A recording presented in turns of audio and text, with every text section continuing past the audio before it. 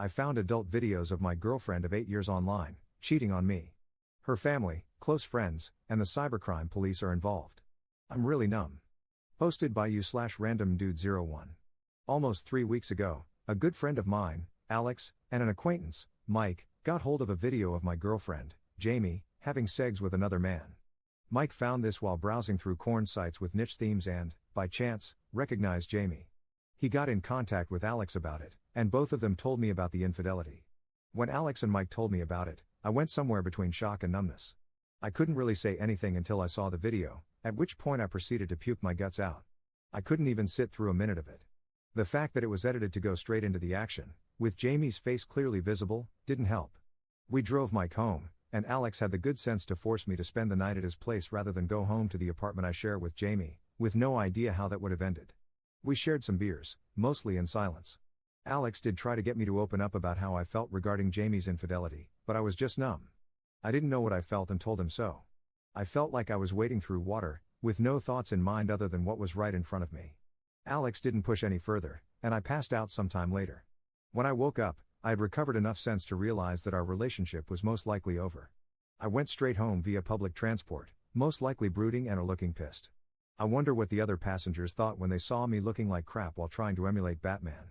I got home and found her getting ready to go out. She asked me where I was and why I hadn't contacted her. I didn't bother answering and just told her we needed to talk. We sat down facing each other at our kitchen table, which we built from scratch at my grandfather's farm, and that random thought pretty much broke the dam. A lot happened, a lot of harsh words were said, accusations and blame were exchanged. Too many details to describe, but essentially, I immediately broke down in tears and asked her how the F she could ruin the relationship we had worked so hard on. She was confused and wanted an explanation. I dropped the bomb and showed her the video. She cried and begged for forgiveness, but I heard nothing. More crying and cursing until I told her that we were over. That was it, and she just shut off? She slumped down, closed her eyes, still crying, but said nothing. This pulled me out of my anger, and I tried to figure out what she was doing. Talking to her, hard and gentle prodding, nothing. Absolutely unresponsive, so I just dragged her to our bed and laid her there. I went back to the kitchen and called her parents, Alice and Julio. I simply told them they needed to come and that their daughter was suffering a mental breakdown. I said nothing more than that, just told them that what was happening needed to be explained face to face. I shut my phone off, went back to the kitchen, and tried to make sense of what had just happened. Her parents rushed to our apartment demanding to know what happened. I didn't tell them about Jamie's infidelity but just said she needed mental help. She was on the bed, acting comatose but otherwise okay. They couldn't bring her out of it, and eventually, I had to explain. I didn't want to do it without Jamie being able to speak for herself. I showed them the video. They were heartbroken. I told them we had an argument, I didn't hurt her, but she probably couldn't handle the stress and broke down. They decided to bring Jamie to her university's mental health clinic. I decided not to go with them. The next day, Jamie eventually woke up. She was stable and responsive. There, she said that the video was non-consensual. Her family decided to report this to the cybercrime police. They didn't grill her due to her mental state, but her parents were obviously ashamed and unsure of what to do beyond following the psychologist's advice, which was to let Jamie rest and support her until they were sure she wouldn't implode. She was sent home to her parents. This was all relayed to me by her older sister, Jackie, who was trying to mediate. She asked if I was really going to end the relationship. I responded that I wasn't sure if we could even salvage it. 2 days later, Jamie's parents asked me to visit them for a talk. I agreed and went the next day. Jamie's parents and her older sister were present. We sat down in their living room. They looked sad and tired, and I felt the same. Jamie would be the last topic of our talk. First was me. They wanted my parents involved. I felt disrespected, as we're already adults, plus my father and I are tense, but I relented since I was already tired and a bit out of my depth. Marriage had been discussed in the past, after all. Finally, we talked about Jamie. She was stuck in her room, miserable and ashamed, otherwise okay. She would stay with her parents for now. When she was needed by the police, she could stay with Jackie in a hotel. They understood that I needed space. They had submitted a report to our city's cybercrime office. I was needed for the investigation. I explained that I wasn't the one who found the video but said I'd try to get Mike involved. They apologized on Jamie's behalf, but I told them she was the one who needed to apologize and that they shouldn't baby her. They agreed but begged me not to argue right now since Jamie might relapse. They explained the psychologist's assessment. Spontaneous nervous breakdown, no history of mental illness, concluded to be caused by accumulated stress from her studies and acute stress reaction from our argument. She needed rest in a safe environment. The psychologist almost called the police on me, but they convinced them not to, and with no physical trauma observed, they gave up. The discussion devolved into apologies, tears, especially from Alice, and other noise. But they wanted to take charge of everything: the investigation, Jamie's well-being, her education and finances, etc. I was kind of washed out of everything. 8 days later, Alice called me in the middle of the night, begging me to come see Jamie. Depressive episode. Kitchen knife. Locked in the bathroom, yelling for me. Worst hour of my life. I'm pretty sure I almost died twice on the road, and I'm glad my country isn't developed enough for highway cameras. I met Alice and Jackie outside the house, waiting for me. Jamie had mostly calmed down and Julio was with her in her room. They begged me to go see her, and with how bad the situation looked, I rushed to Jamie. She was a wreck, looked like her blood had been drained and hadn't slept in a while. She started crying the moment she saw me and reached out her arms.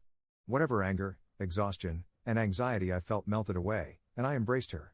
She kept apologizing and begging me to stay. I shushed her and held her tight. She eventually went to sleep, and I took a moment to think about what was happening. I genuinely felt heartbroken seeing her like this. This is not how I thought we'd be together in the future, much less this Christmas. I'm losing my best friend and would-be life partner. This was the person who helped me through my depression when even my own family dismissed it. She's the one who encouraged me to start journaling to process what I go through. It's actually ironic, she's the reason I'm able to write down all the details of her affair and how badly it affected me. She's not evil. She's a beautiful, patient, and overall wonderful human being. Thinking of everything we've been through, what we've done for each other, if I were to list it all, it would probably double the word count of this post. I love her and was prepared to be with her for life and face everything that came with it. And she destroyed that. I woke up before her and went to the kitchen for coffee. Jackie was there and explained that Jamie had had episodes twice before, and this was the worst yet. All of us, except Jamie, discussed what to do. Alice was undergoing chemo for breast cancer, Julio ran a business 20 minutes away, Jackie's workplace was already pressuring her, and Jamie needed help. The situation was screwed and everyone was exhausted. Jamie needed therapy. I implied a mental institution, and that almost got my head torn off, but no one could look after her 24/7. They asked me to delay the inevitable and try to help her. There was definitely some emotional manipulation, but they were desperate. Due to my obvious lingering attachment and my respect and love for these people, I agreed. This is where I screwed up. I went home and talked to Mike about the investigation. He agreed to talk to the police. I called Alex and explained all the BS happening. He warned me that this didn't sound like the right call, that a mental institution was probably the best option, and that I was just going to get hurt. Regardless, he said he'd stand by my decision and told me to call if I needed him. I love this guy. I've already scheduled a consultation for therapy, and Jamie has a separate one scheduled 3 days from now in my city. I just want to take a really long nap and get away from all this. Top/relevant comments. Commenter. The unfortunate part is that she isn't your responsibility. I'm extremely jaded about this, having had multiple people threaten suicide to control me in the past, but that's an extremely common tactic. What I would do in your situation is talk to her parents and say that you can't be responsible for caring for their daughter and maintaining her health as she struggles with the consequences of her actions. If they want her safe, they should commit her and leave. This will never be normal. This will hang over any relationship you have with her in the future. Not just the cheating, but this whole spiral, the stress of having to coddle and reassure the person who cheated on you, is hard to break. It's confusing and emotionally draining, and truthfully, you are the victim here too.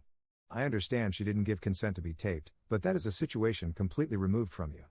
Just as she is a victim of the guy she slept with, you are a victim of her infidelity. My honest advice would be to just remove yourself, deny being contacted again, and end it fully. You have to start living your life. Commenter 2. It seems really unfair the way her family keeps asking you to intervene and be there for her. Obviously, their priority is their daughter, but what about you and all the emotions you are going through right now? I feel like you need to cut contact for the time being and take some space for yourself.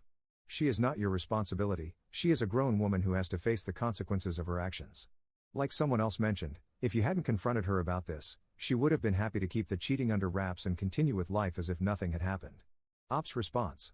Yeah, I really need that space, probably years, too. To be fair, Alice and Julio wanted me washed off of everything. Prior to the knife incident, they kept silent about Jamie. They understand I need space and are actually surprised I haven't said anything about leaving. They're just as disappointed, and Alice wants to tear her apart but is obviously waiting until she's stable. They've already accepted me as a son and we're just waiting for the marriage, and now none of us can effing move on. Update 2 weeks later. So, it's been over 2 weeks since my last post where I proceeded to get my ass handed to me. I'm not complaining, you guys were right. I do need to leave and start living my own life. A lot has actually happened since then, but, thankfully, most of it's boring, sad, and disappointing. Got myself a behavioral therapist, which is something I should have done a long time ago. I have different problems unrelated to this that Jamie did help me through, mostly, but a professional really does make a difference. Gave me a lot of hard questions, important questions, that forced me to put my life into perspective. It was a liberating experience. Finally talked with my own family about this. For context, I'm not very close with my actual parents, particularly with my father. Broken home and all that. I consider my aunts, my father's 4 sisters, who stepped up to take care of me as a child, to be my real parents. So if I mention family, I really mean just my 4 moms. Turns out, they were more involved than I thought. Jamie talks to them, she loved talking with them about me and our relationship, and they got closer for it too. She asked so many questions about me, what I liked, food, hobbies, what my childhood was like. She'd ask advice from them about so many things, what to do when I get pissy, how to get my ass moving, all that cute stuff. Around a year ago, when they noticed that I started acting positively when they played around with the topic of marriage, Jamie and my family started to get ready. 3 of them have families with at least 3 children each, so to help ease the accommodation, they saved money to pay for themselves, and anything extra would go to the wedding, to us, and whatever comes after. They even talked about engagement rings. Calling them disappointed is an understatement. With the BS happening now, they opted to give me half of what they saved for the marriage to help me out and also offered to take me back again, which truly is a massive help. My biggest problem this whole time was a source of income. I didn't have a job lined up out of my city, still don't, and my savings are meager. With all that settled, I gave my employer my resignation letter, canceled my lease, and have until the end of the month to sort my affairs. I'm leaving for good. As for Jamie, I've gradually stepped out of whatever's been happening with her and around her. Talked with her family, or more like told them, that I'm leaving. Gave them info about the psychiatric hold and made them handle her appointments with her psychologist and whatever else she needs. It was a sad affair, really. I know it doesn't seem like it, especially with Alice and Julio making me stay and take care of Jamie, but this is a first time for all of us. They raised 4 great kids, their relationships are great, and they even extended that to me even when they barely knew me. Jamie screwed up the worst, and this isn't something anyone can expect anyone else to handle with ease and grace. I mourn the loss of a potential family that I could have been proud to be with. For the POS who filmed her? I still haven't confronted her about it, but Mike and Jackie shared what she told the police and how the investigation's going. It was a Korean national she says she met on social media for a fling. She said they only hooked up once, but that was immediately shot down. The video showed 2 different, distinct rooms, and she got pressured to admit where it was in case they could get anything like CCTV, social media posts, logbooks, witnesses, etc., and they did. 1 hotel still had recordings that day, 2 hotels had logbooks containing names and dates, and their DMs. She didn't mention rape, blackmail, or drugs in play, only mild intoxication, which was all obvious in the video, apparently. Everything but the recording was consented. There were some possible routes to take in terms of damages, but when a lawyer was contacted, it was pretty much dead in the water. POS being a Korean national currently in Korea muddied the legal waters. They can do nothing else other than contact relevant Korean authorities, gather as much evidence, and wait. But the lawyer wasn't confident anything might stick. As far as they know, they have no evidence that it was even POS who set up the cameras beyond the fact that POS stayed the night before, and the cameras are obviously long since gone. There are far too many angles POS can play to delay or even win any lawsuit that reaches him. It will most likely be expensive, drawn out, and with very little chance of winning. So they gave up that route. POS is getting off scot-free. Why'd Jamie do it? I don't know. Before, I didn't have the guts to ask her. Now, it doesn't really matter. I'm not as exhausted as before, and my mind's been clearer. I'm leaving for good regardless of why she did it. I can just walk straight out with no explanation, or maybe leave a letter for her, thanking her for the wonderful time we spent together, the love we shared, and a final goodbye. I'm romantic like that. Still, I've decided to handle this with as much grace as I can. I'll help when worst comes to worst, won't lay blame on myself or her family, and won't even mount pressure on Jamie for ruining everything. Not for Jamie, but for my own twisted sense of self-gratification, that I did all that can be expected and more. I will leave with my back straight and nose held high. Funnily enough, this did eventually show me how lucky I am despite everything. Yes, the love of my life cheated on me and had the audacity to throw a tantrum over it, my future's looking a little bleak, and I've found out so much repressed anxiety and anger from my crappy childhood. But I'm still doing pretty great. I have family that loves me, friends that have my back, and despite her betrayal, she brought the best out of me with wonderful memories along with it. I have nothing to be ashamed of, and can say with pride that I was a wonderful boyfriend. Hopefully, this will be my last update. If not, the next will be far more boring and less mouthy. Top/relevant comments. Commenter. Wow, speechless. This is quite the saga. I've never had to deal with someone who had such a severe mental break as your ex. It must have been a little scary to witness firsthand. Op's response. I was confused at first. She just shut down, and I wasn't sure at the time if she really was having one. Her family has it the worst. As I said in my previous post, they've limited as much contact as they can between me and her. Commenter 2. I believe that she really had a mental breakdown, but not for the reason that you probably think. I think she cheated on you with more guys, that she consented to that video, and allowed him to share it. She probably did it for the thrill and money. However, she didn't expect you to find out and for people close to her to see it. When you told her that it was over and that people close to you already knew what she had done, she had a mental breakdown. She probably came up with the idea that it wasn't consensual because it's better to be seen as a victim than a corn star by you and her parents. She probably already knew that even if she pressed charges against him, nothing would happen to him because he was no longer in your country. In your position, I wouldn't care about her mental health because she cheated on you, probably multiple times, disrespected you and your relationship, and put your well-being at risk. You don't even know if she used protection during her escapades, and even if she did, she could get an STD and pass it to you. There's also the possibility that if she got pregnant from one of those guys, she would probably tell you that the child was yours. Don't care about her health because she didn't think about yours when she started cheating on you, and her mental health wasn't the only one impacted by her infidelity.